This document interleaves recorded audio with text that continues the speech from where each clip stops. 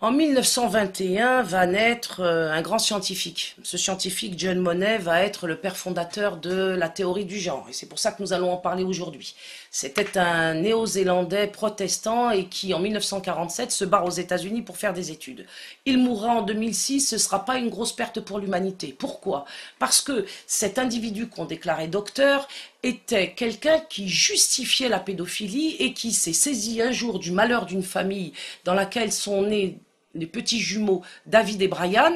Ces petits jumeaux se sont trouvés dans une situation extrêmement douloureuse puisqu'ils ont dû finalement être pris en charge par ce psychologue pédiatre qui les entraînera de manière extrêmement abusive dans un traitement absolument hallucinant puisqu'il consistera par exemple à prendre des hormones bien évidemment pour que la réattribution sexuelle s'effectue. Parce que l'un d'entre eux, David, s'est retrouvé dans la situation, comme nous le savons maintenant, d'être obligé de soi-disant changer de sexe à l'initiative de ce docteur John Monnet. Alors à part ça, un papier très intéressant dans Le Point. Ça concerne quelque chose dont vous avez sans doute entendu parler à la faveur du débat sur le mariage pour tous. Il s'agit de la théorie du genre. Voici l'inventeur du concept. Il s'appelle John Monnet, c'est un psy néo-zélandais et pour lui, on ne naît pas homme ou femme, garçon ou fille, mais on choisit de devenir l'un ou l'autre hors de toute réalité corporelle. Et on apprend dans Le Point, sous la plume d'Émilie Lanaise, qu'un jour, notre gourou a vu débarquer dans son cabinet des parents paniqués. Ils avaient des jumeaux, ils ont voulu les faire circoncire et la circoncision de David, l'un des deux enfants, par cautérisation électrique a échoué. Le pénis de l'enfant a brûlé. Alors le gourou voit dans cette fatale mésaventure l'occasion de démontrer que le sexe biologique est un leurre, que la chose est arbitraire. Il conseille donc aux parents d'élever David comme une fille. On lui met des robes, on lui offre des poupées, on lui donne un traitement hormonal et c'est ainsi que David devient Brenda, sœur jumelle de Brian. Alors la suite, eh bien elle est terrible. À l'adolescence, Brenda sent sa voix devenir grave, elle est attirée par les filles, elle se sent garçon engoncé dans un corps de fille. Les parents avouent tout aux jumeaux, Brenda se fait opérer pour redevenir David, il finit par se marier mais ça ne va pas du tout et l'histoire se termine tout simplement par le suicide des jumeaux. Les deux enfants finiront par grandir et en l'an 2000, David et Brian feront des déclarations incroyables à la presse. Ils diront par exemple que lorsqu'ils étaient petits, à 6 ou 7 ans, John Monnet les obligeait à simuler l'acte sexuel et qu'il les prenait en photo. Il expliquera que cette mise en scène était justifiée par Monnet auprès de ses enfants et de leurs parents sur la base de ce que ces actes sexuels simulés et photographiés pourraient stimuler positivement le traitement qu'ils fournissaient à leurs gosses. Lorsque cette affaire a été connue dans la presse, par la presse, il y a eu scandale. Scandale et John Monnet s'est immédiatement défendu en disant quoi? Je vous le donne en mille. Figurez-vous que il a accusé les journalistes de s'être mis au service de l'extrême droite et des mouvements antiféministes. Qu'est-ce que la théorie du genre? C'est une question à laquelle il faut répondre, d'autant plus qu'on vous assène partout dans les médias que la théorie du genre, elle n'existe pas, et bien évidemment, comme elle n'existe pas, elle n'est certainement pas enseignée dans nos écoles en France. Eh bien, nous allons voir justement si tel est le cas.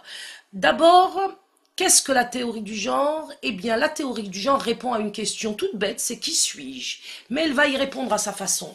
La théorie du genre, après qu'elle ait été, je dirais, mise en œuvre par ce fou de Monnet, a été portée par d'autres cinglés, excusez-moi l'expression, qui étaient les féministes radicales lesbiennes, qui se sont saisies de cette possibilité d'imposer à l'humanité tout entière le fait que le sexe et le genre pouvaient être dissociés. Qu'est-ce que ça veut dire que le sexe et le genre peuvent être dissociés? C'est que tout simplement, je peux être du sexe, moi, féminin, et en même temps du genre masculin, ce qui est dans la tradition et dans la nature totalement impossible. Eh bien, nos féministes radicales lesbiennes, elles ont considéré que non seulement c'était possible, mais que c'était bon et bien.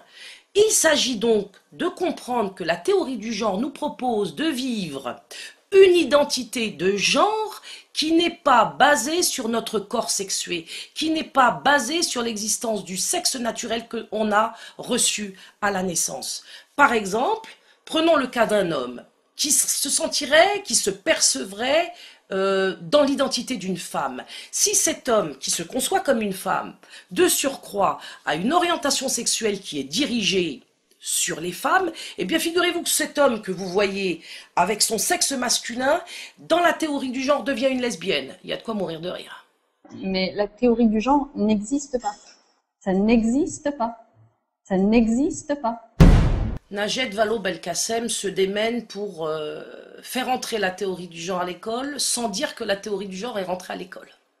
Alors évidemment, c'est toujours un petit peu difficile parce que lorsque quelqu'un comme moi ou Patrice André ou d'autres citoyens font les recherches nécessaires, on trouve bien, en effet, que la théorie du genre est installée à l'école. Et elle est installée à partir d'un biais extrêmement vicieux, je dirais, dans la mesure où on vous dit que il ne s'agit pas de la théorie du genre, il s'agit tout simplement de conduire nos enfants au respect de l'égalité. Le mot égalité va être donc utilisé par le ministère de l'Éducation nationale pour nous acheter tous et pour nous confondre et pour nous corrompre. Donc, la mise en place par l'Éducation nationale, sous l'égide de Vincent Payon, d'un programme qui s'intitule ABC de l'égalité cachant vérité, l'introduction de la théorie du genre auprès de petits-enfants, parfois qui se situent à la maternelle. L'intérêt de commencer dès l'école maternelle, en petite section maternelle, c'est de travailler sur les stéréotypes dès le départ. Donc par exemple, tout à l'heure j'ai montré un exemple de pistes pédagogiques autour de Madame Charpentier et ses 2 enfants, et j'ai demandé à des élèves de grande section maternelle d'habiller les enfants à la mode d'aujourd'hui, et on a vu que les enfants, le petit garçon était habillé avec un jean et la petite fille avec une jupe. Tous les enfants avaient répondu à des stéréotypes qui étaient déjà bien installés, et donc ça montre, donc là ils sont en grande section au milieu d'année scolaire, ça montre que le travail doit bien être fait dès la petite section de maternelle pour justement qu'on n'ait pas ces réponses-là en grande section. Autre exemple de la non-introduction de la théorie du genre à l'école. Elle n'est pas introduite à l'école, la théorie du genre.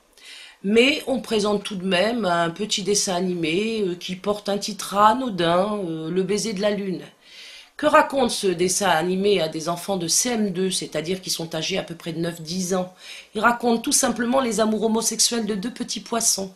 Et ces 2 petits poissons ont aussi un problème de genre, manifestement. Et c'est ce problème de genre qu'on va soumettre à la réflexion des enfants de 9 ans en France. Félix et Léon s'aiment. 2 poissons homosexuels, héros d'un conte poétique. Ce petit film d'animation a été conçu pour les élèves de CM2. Nous avons assisté à sa projection dans une classe de Morlaix, en présence du réalisateur. Et de quoi ça parle? Qu'est-ce qui est important dans l'histoire? Qu'est-ce que j'ai voulu dire à votre avis?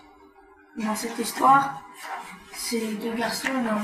Dans les contes de princesse, c'est une fille et un garçon qui s'aiment. Il y a un film qui a été créé pour ceux qui aiment, par exemple, un gars et un gars, une fille. Donc c'est fait que pour ces personnes-là? Non, mais c'est pour, ça parle de l'homosexualité. C'est une histoire d'amour entre 2 garçons. Ils ont 9 ou 10 ans et leur institutrice estime qu'ils ne sont pas trop jeunes. Ils ne sont pas encore rentrés dans l'adolescence, c'est un sujet qui ne les fait pas rire encore ou qui rend pas nerveux. Enfin voilà, ils sont plus spontanés en fait à cet âge-là. En annonçant la projection, elle s'est rendue compte que tous connaissaient le mot homosexualité et sa signification. Un seul élève a alors eu une réaction de rejet. Tous ont réfléchi. Si 2 garçons s'aiment, c'est pas un défaut? D'accord. Bon, tu pensais que c'était un défaut au départ? Bah ouais, un peu, mais non, pas du tout. On peut aimer la personne qu'on veut. C'est vraiment une question d'éducation, la lutte contre l'homophobie, qui a des conséquences assez graves après et au collège. Et c'est dès le primaire qu'il faut en parler. Et on se rend compte quand on explique ce que c'est, ça résout en fait le problème. Najed Vallaud-Belkacem se rend parfois elle-même en personne dans les établissements scolaires. Et que va-t-elle y faire? Eh bien, elle va faire la promotion du mariage gay. En fait, ce mariage gay démarre sur une base assez claire parce que c'est ce mariage qui permet l'introduction de la théorie du genre partout dans les institutions et en particulier à l'école. Elle va donc se déplacer, par exemple, dans un collège avec des militants LGBT qui vont sur la base des valeurs de la République, expliquer aux enfants que la laïcité, la République, la citoyenneté, c'est le respect de l'égalité, c'est la lutte contre les discriminations, et derrière ce respect de l'égalité, cette lutte contre les discriminations, c'est la porte ouverte, masquée, vers l'introduction de la théorie du genre à l'école. Objet de la leçon du jour, étouffer l'homophobie dans l'œuf. Est-ce que vous pensez que ça peut être illégal d'être homo? Oui. Face à une classe de 4e, ces intervenants partent à la chasse aux préjugés. La majorité des gays traînent avec beaucoup de filles. Ah bon? C'est pas parce qu'on avance dans le temps que les choses s'arrangent. C'est parce qu'on éduque, c'est parce qu'on explique, et on est au début seulement des explications sur l'orientation sexuelle. Parmi les élèves, une invitée un peu particulière. À quelques semaines de l'examen du texte autorisant le mariage homosexuel, le gouvernement a pour mission de convaincre, même les plus jeunes. Ça veut dire que finalement, pourront se marier des gens qui s'aiment, même s'ils sont de même sexe, ce qui n'était pas le cas jusqu'à présent. Ça va permettre plus d'épanouissement, plus de liberté, plus d'égalité dans la société. Il faut comprendre ça comme une avancée. Fin de l'intervention, la leçon semble avoir été entendue. On a appris qu'il fallait pas se moquer des gays. Parce que ça serait nous, on n'aurait pas aimé. Les gays, ils sont normaux. Ils sont comme nous, c'est des êtres vivants, mais qui aiment le même sexe. Une enseignante du nom de Isabelle Ami a fait récemment une excellente conférence, professeure de biologie et donc professeure de SVT. Elle montre comment on l'oblige, elle, en tant que professeure de biologie, à enseigner la théorie du genre. Écoutons-la. Maintenant, je vous ai dit que dans un lycée, il n'y a pas que l'enseignement, il y a aussi tout le contexte et particulièrement les intervenants extérieurs. Alors nous avons au lycée de Coudon une journée contre les discriminations. Et en fait, c'est SOS Homophobie qui vient, depuis l'année dernière, faire 2 heures de conférence-débat à chaque seconde. Ça représente plus de 500 élèves. Et voilà. Le problème, c'est qu'on n'a pas une visibilité de ce qui est dit, puisqu'ils arrivent à une bonne douzaine et ils se répartissent dans toutes les classes. En plus des intervenants extérieurs, il y a les productions des élèves. Alors nous avons le journal du lycée écrit par les élèves. Et en janvier 2013, il y a eu un article qui s'intitulait « Les avis sur le mariage homosexuel ». Regardez, je vous montre la fin de l'article. Il y a tout simplement « Le mariage homosexuel doit être accepté ». J'appelle ça de la propagande. Et enfin, nous avons une semaine culturelle au lycée. Cette année, le sujet était « Ces questions qui dérangent ».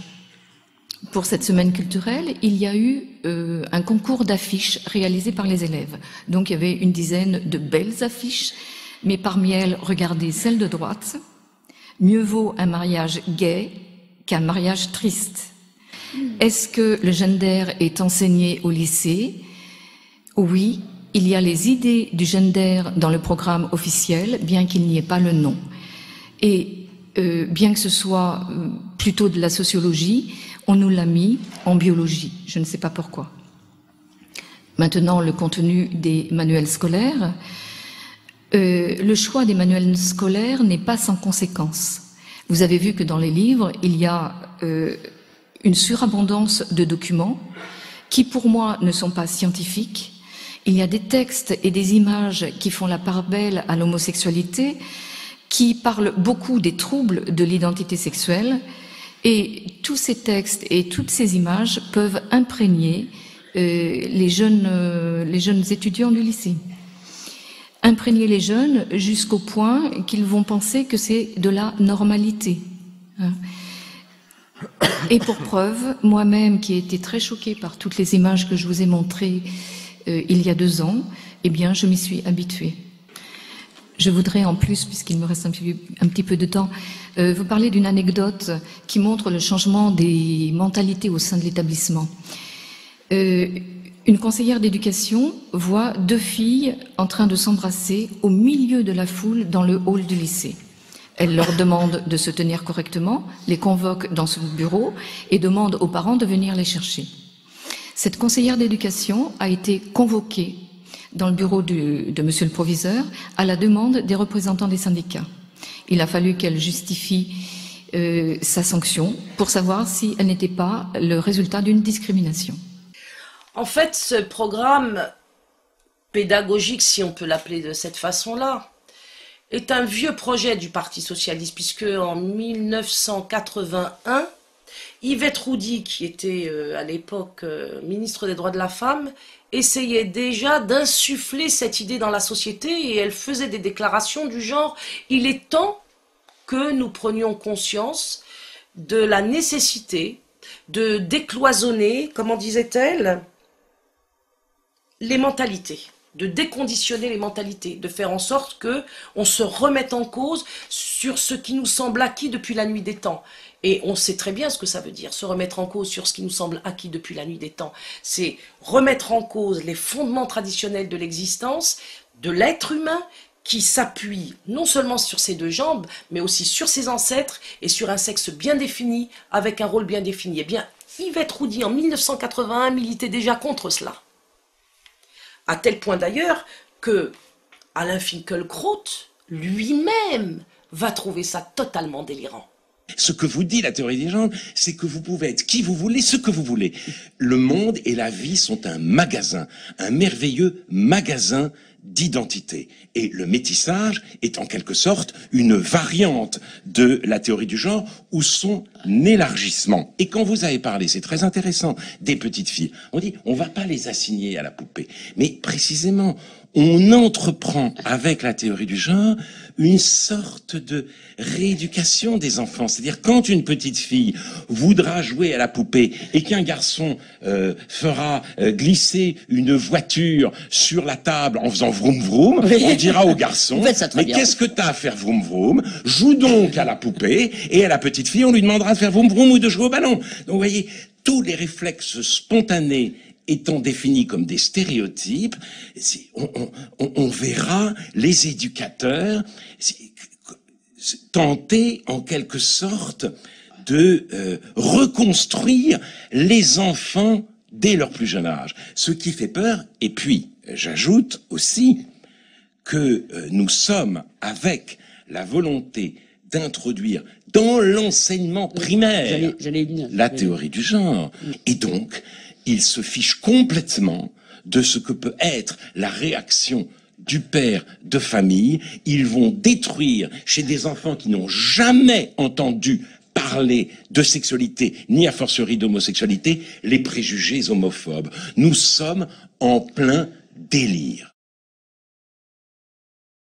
Péon, qui est un auteur prolixe, puisqu'il vient de nous donner un énième bouquin qui s'appelle « La Révolution française n'est pas terminée ».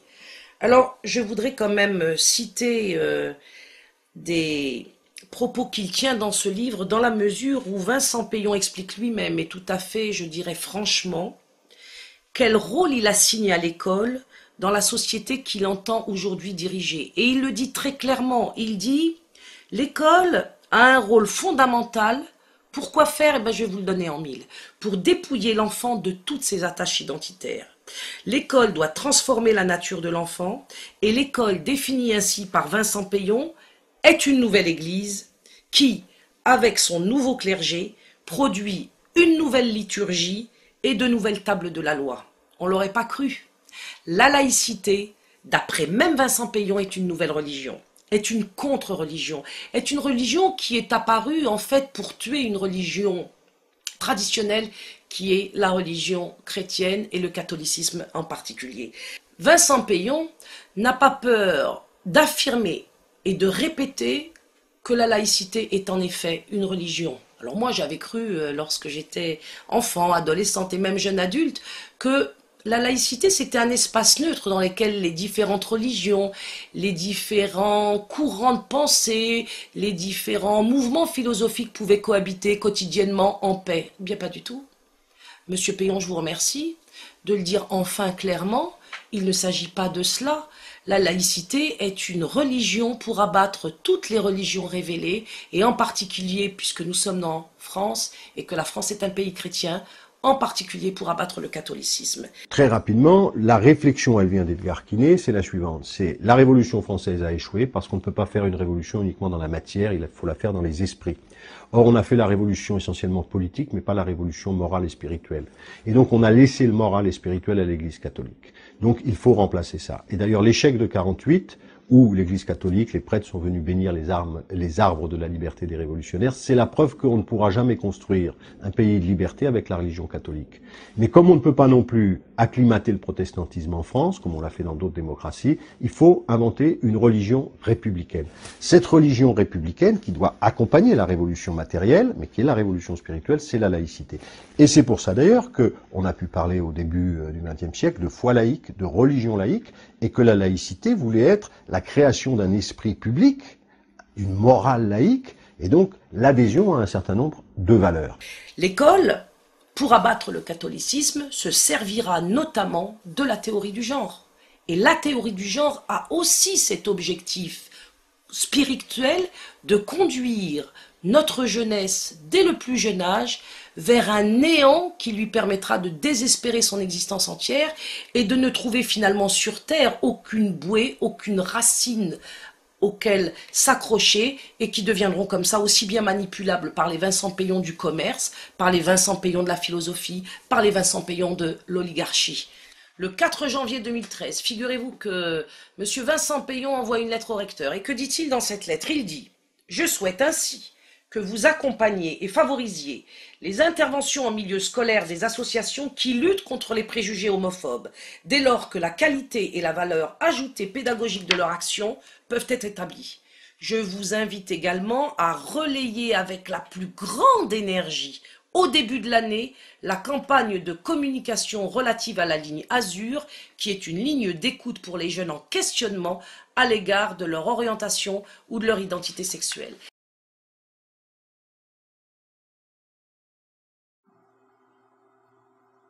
Du haut de ma tour, tout autour de moi se fend.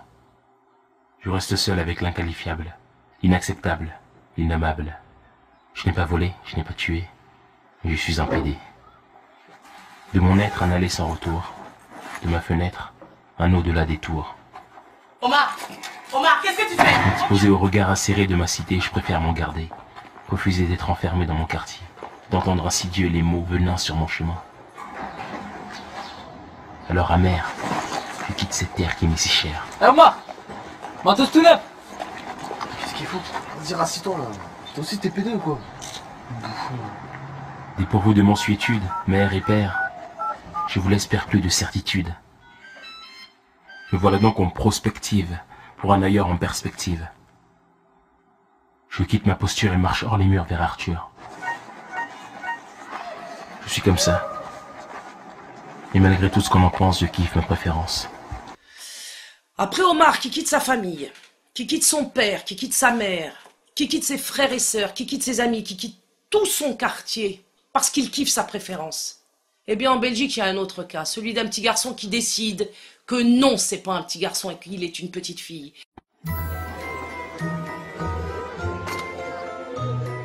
Cela fait la une des journaux en Belgique.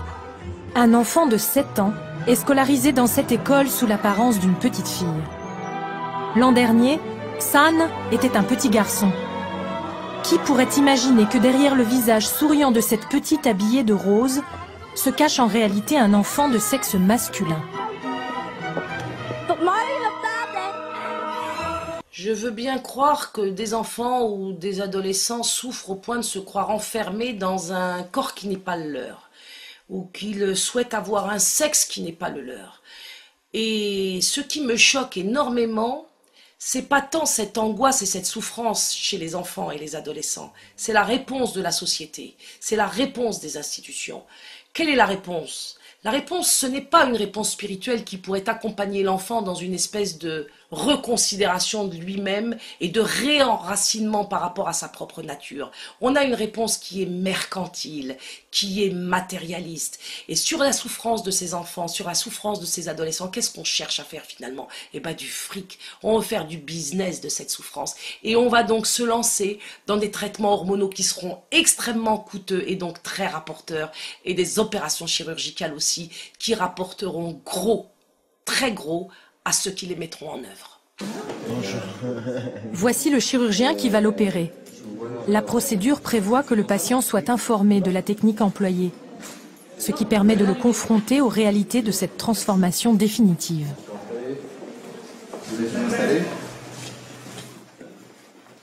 On va d'abord enlever les 2 testicules qu'on voit derrière, là.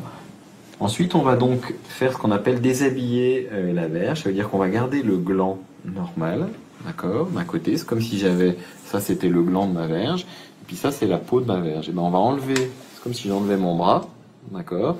Et on va garder encore le gland avec les vaisseaux et les nerfs qui sont sous la peau de la verge, d'accord. C'est ce qu'on voit ici sur cette photo. Donc, on va en garder donc une bonne partie du gland pour pouvoir faire le clitoris avec les vaisseaux et les nerfs, parce qu'il faut que ça soit sensible. Sinon, s'il n'y a pas de sensibilité, et si c'est pas un tissu vivant, vous aurez du mal à avoir du plaisir après. Ça, l'heure est venue, en effet, de se poser la question de savoir si nous ne devons pas nous lever pour protéger nos enfants. Nous ne pouvons plus avoir confiance aveuglement dans l'école. Nous ne pouvons plus désespérément les livrer sans avoir d'autres perspectives face à nous. Il y a une sénatrice PS du nom de Laurence Rossignol qui, en avril 2013, a eu le culot d'affirmer que les enfants n'appartenaient pas à leurs parents, mais appartenaient à l'État. C'est absolument inacceptable. Mes 3 enfants m'appartiennent, ou plutôt s'appartiennent à eux-mêmes, mais je suis leur mère, je resterai leur mère, et à ce titre, je suis leur guide dans l'existence, tant qu'ils ont besoin d'un adulte sur lequel s'appuyer pour se construire, et l'État, en aucun cas, ne pourra me les enlever. On nous a imposé le mariage gay. Est-ce qu'on va nous imposer maintenant une identité, une orientation sexuelle à nos enfants qui ne sera pas naturelle? On ne peut pas l'accepter. Et d'ailleurs, monsieur Vincent Payon, lorsque vous vous adressez à vos enfants chez vous, lorsque vous leur parlez, vous leur dites « Papa porte une robe ?» Vous les incitez, s'ils ont le moindre doute concernant leur orientation sexuelle, à porter eux-mêmes une robe? Alors, donnez l'exemple, monsieur Vincent Payon, parce que je ne crois pas, vous qui êtes un homme si attaché dans votre famille, à votre tradition, que vous acceptiez de faire que vos enfants, eux, trempent dans la soupe du transgenre et de la théorie du genre. Monsieur Vincent Payon, et surtout, chers parents, faites en sorte que vos enfants ne deviennent pas, demain, les victimes de la théorie du genre.